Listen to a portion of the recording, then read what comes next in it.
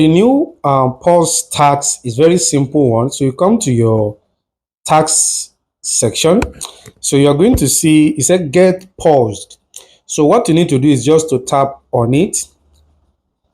So that's all. So if you look here, it said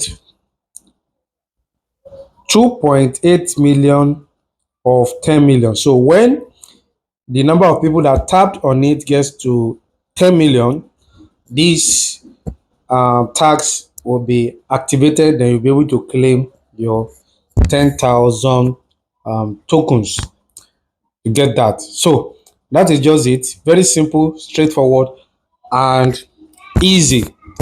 More importantly, we have a giveaway in our Telegram channel. If you can correctly predict the listing price of goat tomorrow, you'll win for yourself $30 straight up.